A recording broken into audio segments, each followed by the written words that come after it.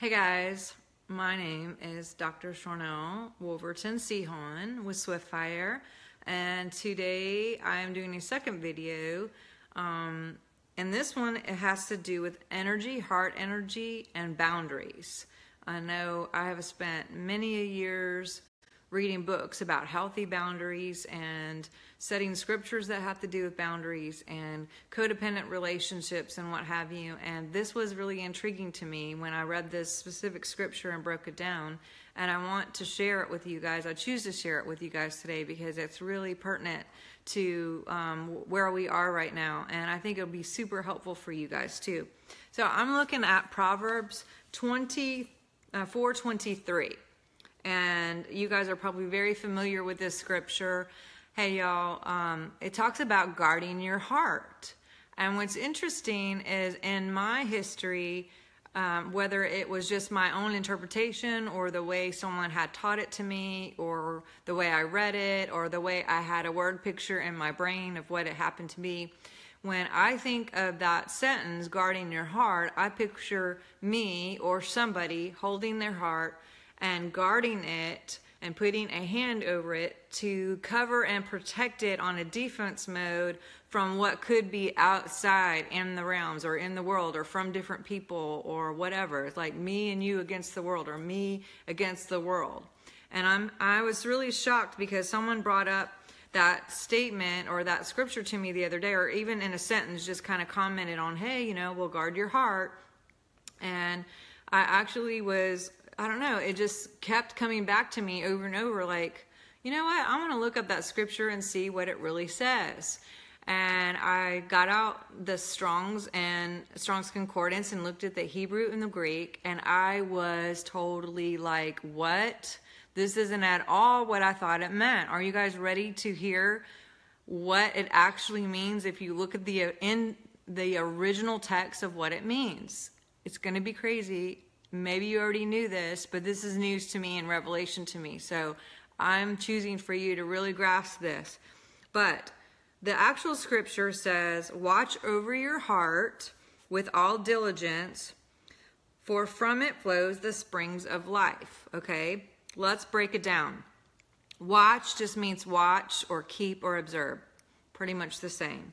Over your heart is the 3-8-20, which is not only your inner man and not only your heart, but it's also your mind and the will, your willpower. And we know that your will is stronger than spirit. You can override God's purpose for you with your own will. It's 400,000 times stronger than actual spirit. So, and of course, God can override anything, obviously, but he's a gentleman and he chooses to let us make our own choices. And he didn't create a bunch of robots just to do whatever he thinks that, you know, we should do. Otherwise, we wouldn't have the choices in the garden and all the choices that we even have now to do things good or bad. So watch over your heart or observe over your mind and your will and your heart with all means all, wholly, with everything you are, wholly, with all diligence. And that word diligence is the 4929, which actually means to guard the deposit, to observe the deposit. And then it says, for from it flows the springs. Okay, that's the 8444, which is an outgoing source or an outgoing escape of life, it says. So I'm going to break this down for you and put it all together in a sentence. Okay?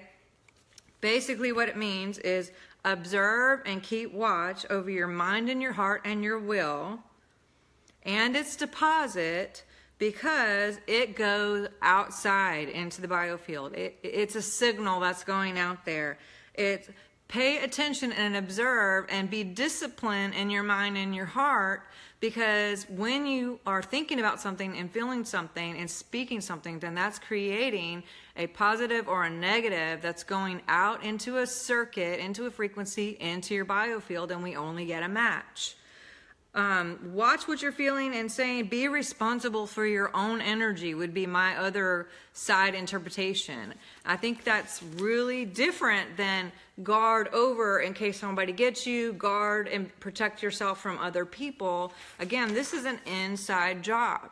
And so I encourage you to look at everything and to pay attention to what you're thinking, what you're feeling, and what you're talking about, because as we think and feel things, and that's a hardcore energy. And when there's alignment with all those things, then that is a hardcore energy that goes out into the biofield, and we only get a match. Again, not to protect ourselves from what could come and get us, but for us to be aware of what we are doing to create the patterns that are coming back to us. We get the choice. We get the script. We are the author and the creator of our own stuff, and we get to do this. Us. You get to make your own life. You get to create your own reality and your own world based on your feelings, your thoughts, and what you speak on. Now, when I think of the terminology protecting or guarding the deposit in your heart, the first thing that came to me was the deposit of I am. I am that I am, and God in me in that protection. When God in me is full, and He is full I am in my heart, then we are not separate. And I do choose to protect that in whatever way, to observe that, to remember and remind that He's fully there. Because honestly, most of the time when people make decisions that are less than God's full highest purpose, it's because they weren't making a conscious choice with what God would do in the situation, but what their will would do in a situation. So honoring God and remember Him fully, and not making decisions out of fear or out of lack or out of whatever, because God isn't talking about disease and how He feels terrible or can't pay bills or whatever. That would be something that your will may choose to do, but that's not what God is doing, and it's not who He is. He is provision. He was, He is, and He is to come. He's always present, and if He's always present in you and your heart and in me and my heart, then we are fully funded. We're fully given every opportunity to create and to speak those things that are not as though they are. So protect that deposit, I would say, and then I'm also going to add this. Energy and your subconscious is literal, okay? If you go on your computer and you write this beautiful paper and then you hit the delete button, your computer isn't going to say, oh, shoot, she didn't really mean that, okay? Let's just put it back up there. Your subconscious is literal. So what you're speaking, what you're thinking, what you're feeling, your subconscious doesn't know the difference. And if you're sitting here dwelling on and thinking on how you do not have the money to pay a bill, your consciousness says, oh, it must be really important that she doesn't pay this bill, because that's where all the energy is going, that it's not here yet. And so it takes on that form of attracting nothing coming in to actually pay for that bill. Cancel, cancel, cancel. I'm just saying, wherever your energy goes, energy flows. Whatever you focus on, you make room for. So if your energy is focused on what you do not have, which God is not a God of lack, God is not a God of dis-ease, God is not a God of disharmony, God is not a God of fear. He is full love. He is love. Love, He is provision. He is all of those things. And God I am is all of those things in you. And so make sure that your mouth and your mind and your heart line up with the fullness, and remembering and reminding that He is fully in you, and function out of that. Send that signal. I am provision.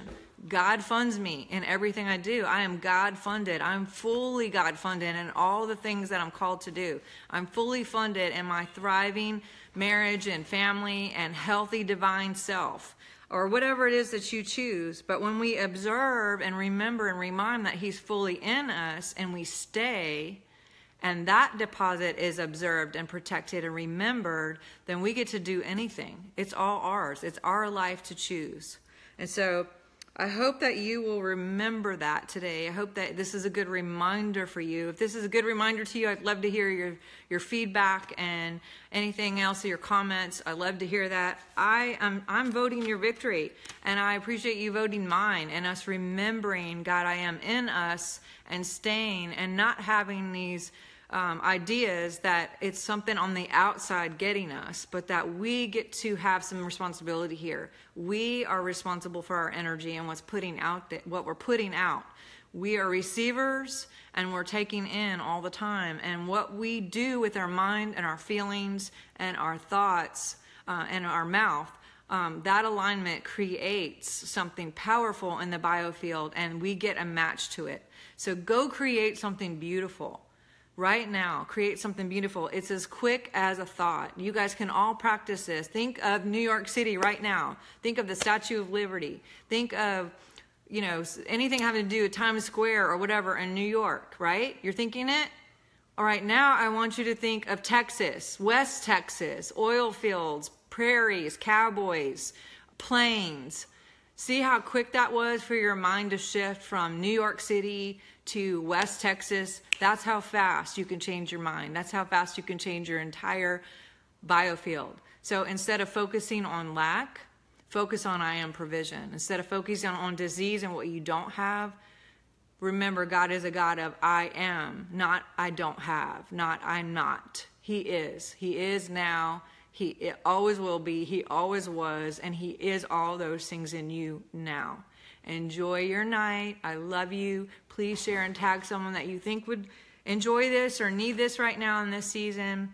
I vote your victory, vote mine. Talk to you soon, and hopefully see you Saturday. Bye.